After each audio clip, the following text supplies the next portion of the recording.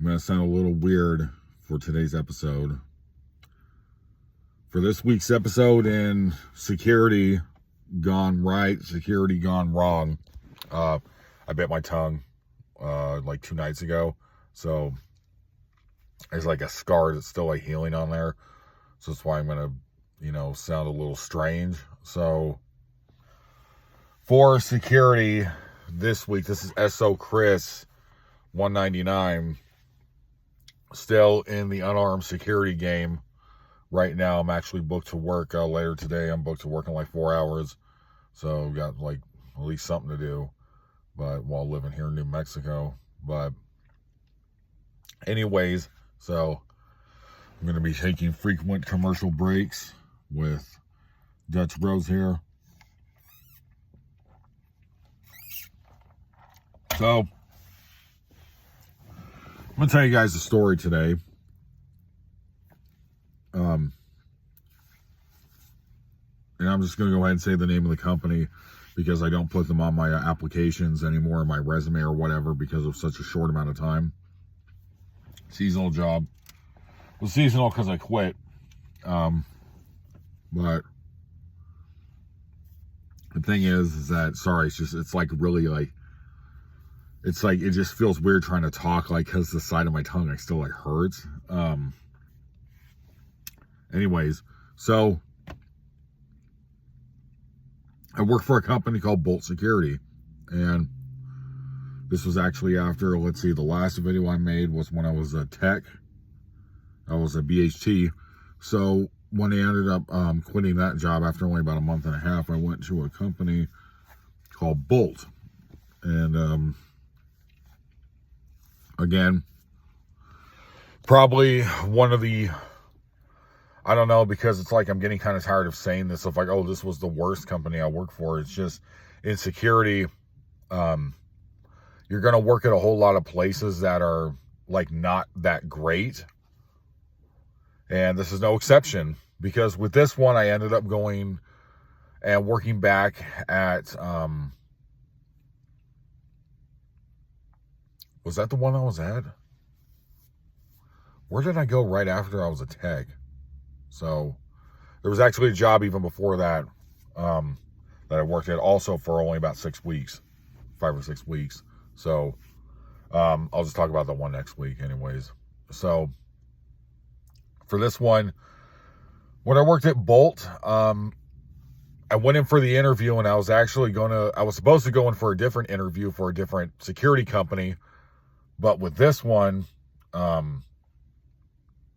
the security company I tried to go in for was also unarmed, but it was at a recovery facility. So very similar to when I was a BHT, except you had to stand at the door with a team of like 1 or 2 other people and like check people in, because how it worked where I was living at is that if you were like an illegal immigrant over there, or if you had like homeless status, or like, whatever was going on, you were allowed to freely live, downtown at a hotel. And so they were hiring security, but the thing is, they said there is absolutely no hands-on. It's really similar to the job I have now. They said it's absolutely no hands-on under any circumstances unless it's a life-threatening situation. And they said you're going to be working mornings. And then I went in for the interview, but then I decided to not take the job, because at the time I thought, okay, well, if they're not going to give me any weapons and they're not going to give me hands-on like CPI or like Moab safe clinch like training, then why am I going to work there? So I'm just supposed to expect to just get beat up and stuff like that. Like, the only reason I'm staying with this job now is because it looks good on paper. So it's pretty much the same thing. But anyways, like, it's very similar. So anyways, with Bolt, I ended up applying and going to that job like 2 days later. So I ended up going to an interview. The woman wanted to give me the job, and I declined it. So I ended up going to Bolt instead. So when I went there, I was so desperate at this point because it had been a month since I got paid. So, or not got paid, but it'd been a month since I was working. And so I was basically missing like 2 paychecks. So anyways, So I went down for the interview and I got the job. I told the woman during the interview, I will do whatever hours you guys want me to do, whatever you need to fit me in, I'll just do it. So anyways, I ended up getting the job, and then I ended up starting pretty much just a couple days later, because at that job, I actually don't even remember if I even did a drug test or not. I don't think I did, but so they gave me all the uniforms right then and there. And what happened is that after I was given all the uniforms, I was given papers to sign, pretty much like the whole nine. And then once that was finished, I ended up going to work probably like 2 days later. It was like something like, it was like really quick. So how this worked when I worked at Bolt is I worked for this place called the Isaac School District. And what you do over there is you're a rover officer. And I actually have a couple of videos of me like making videos when I was in like the security car, or making a video like walking around one of the schools at night, because how it worked was you did 11 p.m. to I think 6 a.m. or 7 a.m. It was like one of those. So yeah, it was the job was incredibly easy, but it was incredibly dangerous. So it's pretty much like the same thing over and over again when it comes to security, is that, so when you live in Arizona, you get basically you get more money per hour if you do the graveyard shifts, because that's when all the crime happens. So you're out there with PD. So so it's kind of implied over there that when you go into security, you're going to be working graveyards, because that's the prevention. So anyways, so what happened after that? So I ended up starting the job, and I got trained by this one guy. And so he basically so I went in his car, and I remember when I first got there, the place was in a very, very shady place of downtown. So, in this area, we're talking about like the time that I worked there. So I worked 4 days a week. So 2 10s and 2 8s. So how it worked at this job is that it was like seriously every like hour and a half to 2 hours, no matter where I drove to, I heard gunshots. It was like, this place was really, really shady. So anyways, I had to check 12 schools, the business office, the Boys and Girls Club, and I think like something else. I don't remember what the last one was. I think it was like the bus terminal or something like that. So what they did is they gave us vehicles. And so the first day I went into training, I didn't even know if I was at the right place, because it was just a whole, like a parking lot that was all lined up with school buses. So when I got there, I met my supervisor. He actually pulled up right when I like walked up to the gate, and you had to do the thing where something that you normally have to do when you're in security, and there's like these, not a call box, but it's like one of those boxes that is like connected to, like, it's either a door or a fence or something like that. You got to put the 4-digit number in it, and it pops the key out. So that's, he showed me how to do that when he got there. I got the information, and then he drove me to all 14 places. And so training at that job consisted of 2 hours. So it's something that I've already talked about on this channel. I've already like discussed this when it comes to like when you're working unarmed security, no matter pretty much what company you're going to, because I've been doing this for 5 years now, and it's actually 5 years and 14 days that I've been in unarmed security. And it's the same, and I've worked for probably like 9 or 10 different companies at this point. Like, the thing is that when it comes to security, the training is usually going to be really bad. It's going to be either really quick, or it's going to be really long, but you're not really learning anything. it's like the training is like on the job kind of thing, because they can't afford to send the people out, the supervisors and whoever, to train you. They can't afford them to train you if they're going to be sending you to different sites. They kind of just want you to like, okay, so this is, you go here with the tractic foam, just go in these directions, take 3 pictures, or you're going to have the thing of the, like you're going to have the paper for your DAR, and just walk around this direction, make sure there's no crimes committed, and then write a paragraph about, or write like 2 lines about, like, you know, what did you see, what did you experience, kind of thing. And you're basically just doing that once every like hour. So that's basically the majority of being a security guard is, you know, something I've already talked about. Is just low impact work. So, but this one, same thing, but it was really dangerous. So we would switch off every, either 6 or 4 hours. So if we're going to the south, so that means you're hitting like 7 locations or something like that. So then after that, you would have to switch and go to the north side of the city, or of that area, not the city, but of the area. And then you're doing the other 7. So sometimes, like if I was working like the 8-hour shifts, I would just stay on the one side, and I would just ask my partner, okay, so which side would you like to do? Or he'd ask me like, what side would you like to do? So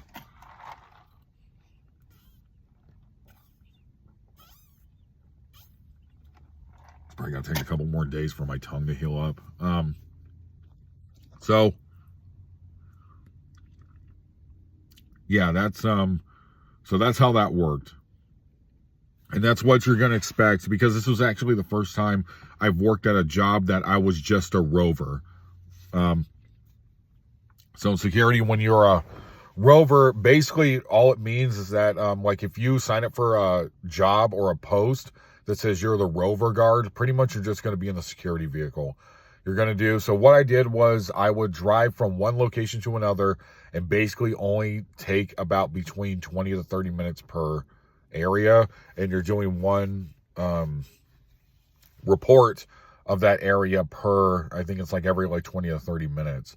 So that's how it was with that job. So Bolt, you're getting in the security vehicle right when you get to the place where you get to the parking lot where they park all the yellow school buses. Then you're gonna then what I did is you're gonna go to the locker room, and you're basically going to go get you're going to punch in a code to get the keys for the night and to get the tractic phone and a charger. So, and I think the charger was actually already in the vehicle. And so they expected you to do all this stuff by yourself, which for me, it was fine. It's just, it was just kind of like the first time I've done it was the first time I really done overnights. So when you're driving around in a shady part of the town, and once it gets to like 2 in the morning, 1:30, 2 in the morning, something like that, like stuff starts to get weird.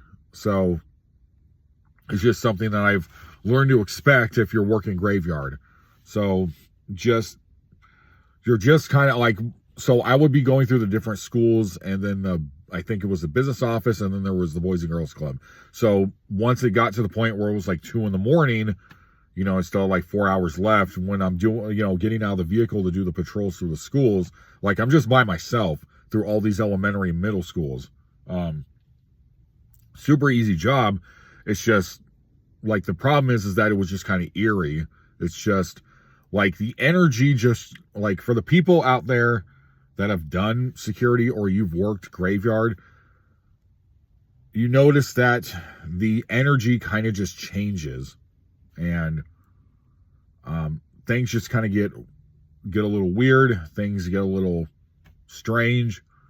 You can just feel in the air that there's just something is like different. And a lot of the time it felt like, you know, I was being watched, or, you know, just like demonic stuff. So anyways, so that's what I did. And one of the things that ended up happening was, because they were about to fire me from the job, and I ended up quitting. for something that was incredibly stupid, because what you're going to deal with in security is you're going to deal with people that don't want to come to work on time. I counted it. I filed 6 complaints.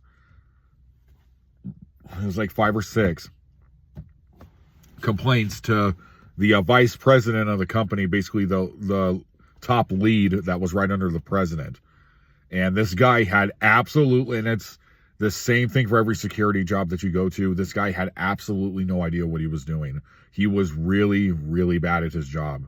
So the job itself was really easy. It's just, it's politics, the work politics that ruins the job. And it's like every job you go to is the same problem. So, because it's someone who's basically inept and they're incompetent, basically. Like, they don't, it's just, you're going to run into this over and over again. So anyways, so with that job, every time I would go to work, probably every Friday out of the 4 days, the vehicle would always be empty, because the woman, and I remember she was like from Nairobi or something. Like, I could not understand like anything she said, but I seldom ever saw her, because she always was late to work and she always left early. So no consequences for like the year and a half she was there, because I found out that she was there for actually like a long time. So anyways, I had complained like 6 times against this woman, saying, you guys want me to get this started, but the gas tank is always empty. Why is the woman not filling up the gas tank? Like, basically just acting as if I was a supervisor, even though it's just common sense. Okay, you see it's about to be empty on the security vehicle, then call them so they can come over and come fill up your vehicle. Like, it just couldn't do that, because a lot of the people, I've noticed that with security, unarmed, they're pretty much hiring anybody off the street, that even people have no experience doing it. And basically it's the people that have gotten fired from every other job. Because the thing is, at least for when I was working in Arizona, at least over there, when you do unarmed, they actually pay really well, and like the pay is actually pretty high.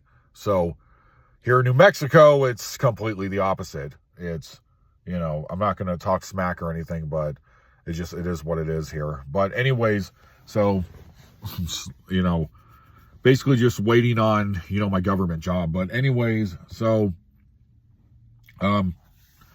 yeah. 2 months into the job, 2 murders happened. One of them was a guy that I was told that I worked with, even though I never met him, because the guy that I work with, he like used to study like history of like samurais and things like that. He's a really cool guy. He was my partner on Thursdays and Fridays. Like, really cool guy. Like, I loved working with him. He was, you know, he knew what he was doing. He was professional. This guy, you know, he practiced. I think he said he was like a black belt in like jiu-jitsu or something like that, but he was like 23, 24, something like that. Like, a really cool guy. So, like, you could tell he's on the ball. He had told me that there was 2 murders had taken place, and this was 1 week after another. So this was around Christmas. One of them was a guy that they said I worked with. Don't recognize. I didn't remember him. I don't know if I ever met him or anything like that, because I just become a part of the company. So the man actually ended up, so from what I was told, is that he was at a stationary post. So I was rover. He was stationary for an apartment complex in the same area, the same zip code. So where I was working. So woman came in. It was like 3 a.m, and she was drunk, from what I was told. And she was an Uber driver trying to drop off food. The security guy, and this guy, he was a white guy. He was old, like an older man. I think he was like in his 60s or something like that. He told her that she couldn't come in because of whatever regulations or whatever, like they didn't allow vehicles in the complex for any reason unless it was like an emergency, or it was some weird rule like that. So he made it a point where he got in front of her car, and what she did is she ran him over. And I guess when she ran him over to go make the food delivery, she murdered him. Like he died from it. So that was one. Next week was a company. It's a second security company that was in the same office called Sharent Security or Sheridan. It started with, I don't remember the name. It started with an S. It wasn't Sheriff Security. I forgot. Maybe it wasn't Trident. It was, it started with an S. I don't remember the name of it, but, they were sister companies with Bolt. Next week at the business office that I was actually checking on a nightly basis, this guy was placed on my post while I wasn't there, on a Wednesday, I believe. So one of the days I wasn't working. So this guy would take my schedule. Same thing. I never met him or anything. I don't know what he looks like or anything, but he would take my schedule and he would check the same areas, when I wasn't booked. So on the Wednesday, what happened was that when he went to the business office, they said it was like 12:30 at night. He was outside of the security vehicle and, some car pulled up and did a drive-by and shot him right in the head and killed him.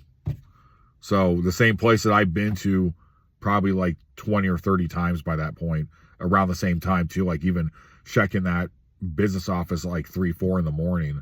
So, yeah, that I was also told about that. And then, there was no email, like nothing was sent out about like these situations or whatnot. Basically, both security companies just tried to sweep it under the rug, and they ended up getting into a lawsuit, because what happens is that you put yourself in like these dangerous situations and something happens to you. They try to claim that they're not liable for it because, oh, well, we didn't tell them to do that. We didn't tell her to do that. Or like they try to make you sign waivers and like all this stuff, like just a lot of shady stuff with these companies. But anyways, so they were in an active lawsuit, and I have no idea if the company's still around anymore. I don't know if they went bankrupt or if they're still around. Like, I don't know.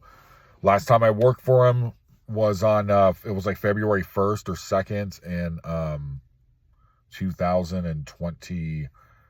This is 2024, so last year was the last time I worked for them. Yeah, so I'll end it with this of how I was about to get fired. And it was over something incredibly stupid that I'm not going to say it didn't make sense, because things like this have happened to me at jobs before, where basically my opinion is that they hired too many people, or I was making too many complaints against the upper management or whatever. Like maybe like they thought, oh, he's complaining too much. I don't know what the reason was exactly, but the vice president called me. And he started threatening me on the phone saying, and this was when I was in EMT school. I was in class and he kept blowing up my phone, sending me messages saying, you need to call me right now. And I was thinking, like, I don't have to do anything I'm not on the clock. I don't have to do anything for you. So I ended up calling him when I was out of class, and he said, I need to speak to you tomorrow when you have a lot of free time, even though you're not booked to work. Because this was like a Monday or Tuesday, and I said, I was like, what's okay for what? Like, why do we need to talk? Like, for what reason? And so, no, I told him, I said, you called me when I was in school. Like, I'm in class and I'm not booked to work. So, like, why are you you're like threatening me that like I need to like talk to you immediately? And then he's just being condescending, saying, well, he said, wouldn't it have taken you just like 5 seconds to do this? You couldn't have just taken 5 seconds to text me that you're in class? It's like, I don't have to explain anything to you, dude. So anyways, we get on the phone the next day, and he starts naming off all these things on the phone, on the track check phone, saying, we have proof that you have left like 30, 40 times early, and all these times are not accounted for, and we're going to sue you because you owe us money for the money that we paid you. And I said, do you have proof of this? Because that never happened. I did leave a couple, like 2 times, from different shifts, but I punched out, and everybody else that was working with me did the exact same thing. Most of the other people that I worked with were leaving 2-3 hours early when I was still on shift. Like, very poorly run company. And then so he said, he started naming me all this stuff, and he said, can you account for this? And I said, the track tick's wrong. I never did that. I didn't leave at like 12 at midnight. I didn't leave at 10 at night. I didn't work 2 hours and leave and then expect you guys to pay me for 8 hours. That never happened. And so, and he just kept reading them to me like over and over again. And I said, you know what? I'm going to go ahead and ask my immediate supervisor. And he said, well, you need to come into the office, the main office in like Scottsdale or something. And we need to sit here and we need to figure out what's going on because and he said, I'm going to call the cops on you and I'm going to get you arrested. That's what he said that on the phone. Like, no joke. So what happened was I asked my immediate supervisor about the Tractic phones, and he said these things, he was like, these? I was in the car with him, and he said, he's like, these are always wrong. The Wi-Fi on here disconnects all the time. Like, these are old phones. He said, we just use these to just fill out our reports and send them to the school district, like their main, like, HR office. He said, I don't know why the vice president is telling you this. And I said, dude, I'm a man of routines. I do exactly what I'm told. I was like, yeah, there have been a couple times where I left like 20 minutes early, but like you do that. My partner does that. My other partner does that. Some of them leave like 3 hours early and like no one says anything. The woman I complain against is never like on time. So they then have this big thing on Zoom like a week later. And then again, that guy yells at me specifically out of everybody else. I don't know if I look like someone who bullied him like throughout elementary and middle and high school or something, because this guy just did not like me, and I never did anything to him I've never disrespected him. I remember specifically, I had just got off a 12-hour shift, and I was trying to fumble the phone around because they wanted me to do a meeting at like 9 in the morning when I got off at like 7 after like a 12. And so I was trying to set the phone up like so it could look at my face. So I was like kind of doing this with the phone, trying to get it ready because I was like so out of it and tired. And he said, Officer Chris, you need to put your phone in place. And because the president of the company, this woman on there, she was like a witch, was also on the Zoom along with everybody, like all the other like 4 or 5 employees. They didn't have that many. It was like a small company. But he said, keep your phone steady and we need to see your face. He said, you need to show some respect. And I was like, like this guy really I was thinking, this guy really like say that right now? Because like this is not going to go well for him. So again, and then for about another month I was still there. And then me and him, what happened is that he called me and he threatened me a second time. And then I kind of lost it and I started yelling at him. And I said, I'm going to report you to OSHA. I'm going to, just like those kind of things that you say when you're basically fed up with security. I'm calling OSHA. I'm calling this company. I'm calling that company. I'm going to report you guys to the Better Business Bureau, which I actually did do that. I'm going to report, you guys had 2 guards murdered here. And I was like, dude, I was going off on him. Like I was screaming at him because I remember what happened. Because they were going to fire my partner and replace him with this guy who came in for training. And he called me and they said they refused to send a supervisor and they wanted me to train for no extra money. And I kept saying the supervisor is supposed to train the guards. And I kept saying I'm not training him.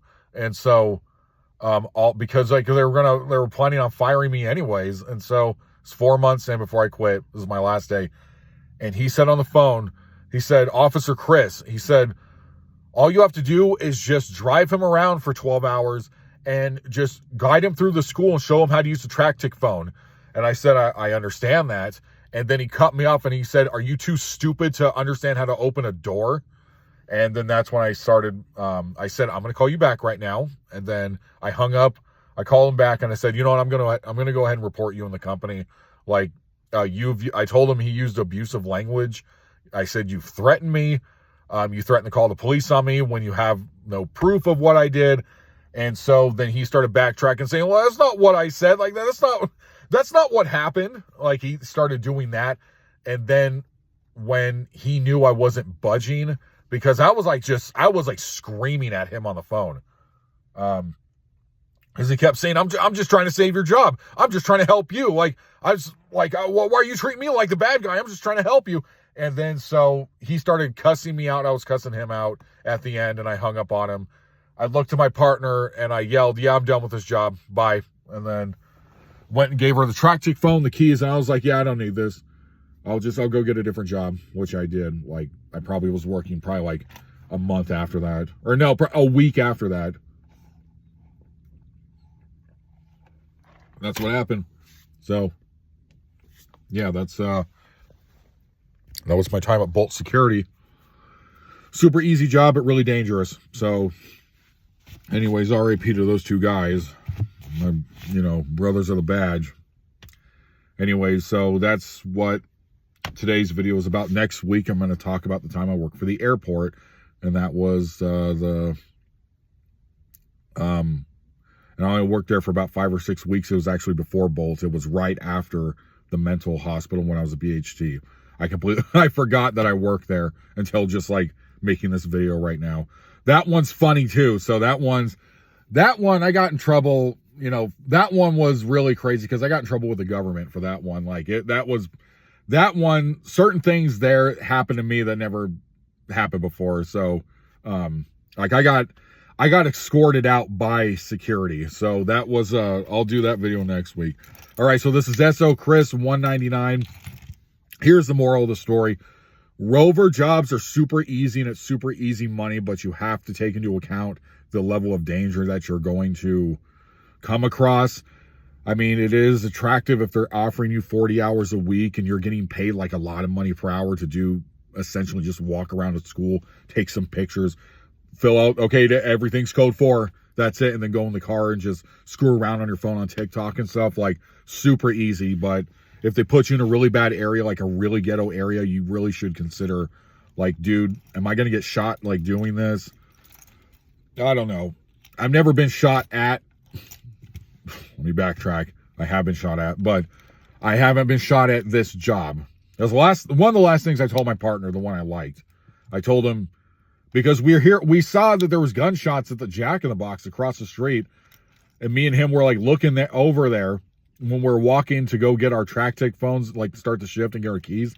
And I said, you know why I'm not nervous? And he was like, why? I said, because I know I'm not the target. So anyways, raw and unfiltered, Officer Chris 199. This is King Ring Hills Private Security.